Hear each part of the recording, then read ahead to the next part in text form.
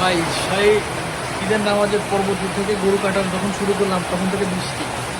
তো এখন বৃষ্টি একটু থামছিল, ওই জন্য একটু বের হয়েছিলাম যে একটু কোথাও যদি বের হওয়া যায় ঘোরা যায়।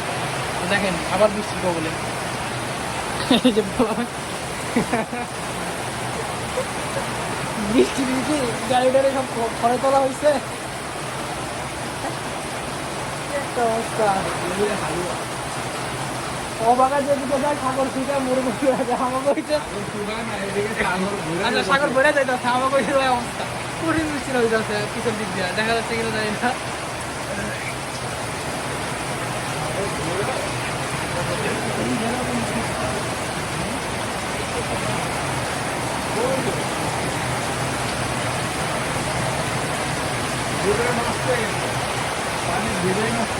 তো এখন বুঝতেছি না যে বৃষ্টি আপনার ছাড়বে কি ছাড়বে না, কারণ একদম মুষলধারে বৃষ্টি হচ্ছে, যেহেতু ঈদের দিন রহমতের বৃষ্টি বলাই যায় যেটা আল্লাহর একটা রহমত।